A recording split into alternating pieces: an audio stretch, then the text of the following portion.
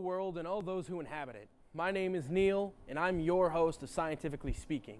On this show, we discuss a wide array of topics, from biology to psychology and even more.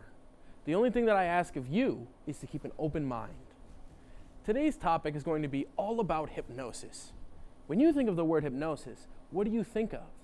I guarantee when you hear that word, you probably think of someone on stage turning individuals into chickens, clucking them on stage, or making them turn into gorillas, pounding their chests and roaring to a laughing crowd.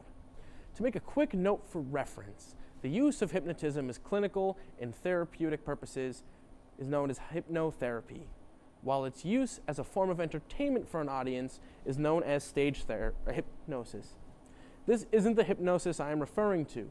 Hypnosis, by definition, is a human condition involving focused attention, reduced peripheral awareness, and an enhanced capacity to respond to suggestion.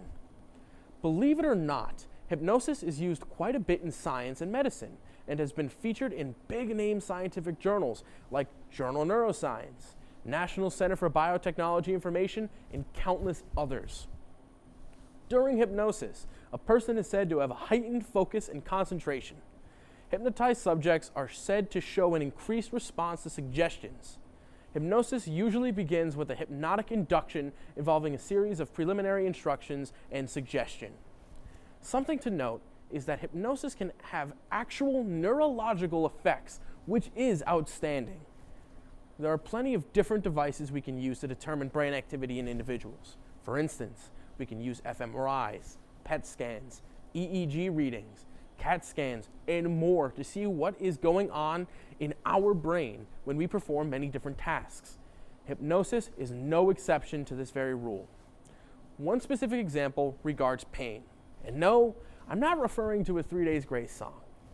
To get into hypnosis's influence on pain perception, we must understand what happens in pain perception. A pain signal must be perceived and travel down from the area of reception to the spinal cord. Once the pain signal hits the spinal cord, a peptide known as substance P, as well as the neurotransmitter known as glutamate, gets released. Now, pain can go and be sent into different areas. In the most basic sense, it could go down either a sensation pathway or it can go down an emotion pathway. Let me explain it in a different way. Think about a time when you were a kid and your mom or dad tells you, "Don't touch that hot stovetop, you're going to get burned." Then you, the defiant and brave youth of tomorrow, decides, "I'm going to put my hand on the stovetop because you told me not to." Your hand touches the stovetop and gets really burned. Ouch! That really hurt. Almost as if your parent was right. Anyway, I digress.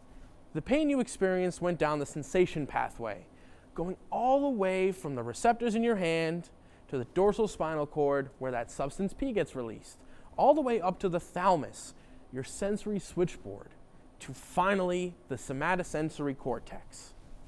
After a while from burning your hand off the stovetop, you'll probably experience a dull aching pain. "Oh, my hand really stings and it won't go away." That means that pain went down the emotion pathway.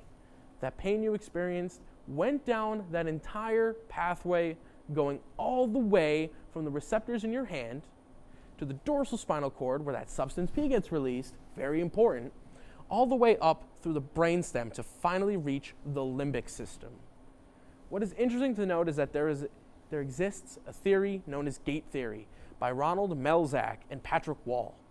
It is essentially that pain is modifiable. Think about attention, for instance. If we attend to pain, our perception tends to increase. If we don't attend to our pain, our perception of pain tends to decrease. This can be where hypnosis can cue in. Hypnosis can actually turn off or inhibit an area of the brain that is associated with those emotional aspects of pain, the anterior cingulate gyrus. If the hypnosis is successful, you can still feel the pain, however, you won't be bothered with the pain, almost if it's just there, which is extremely interesting to note. With all of that jargon being spewed around, that is just about it for this segment. Thank you so much for watching this episode. I'm your host, Neil, and I'll see you in the next one.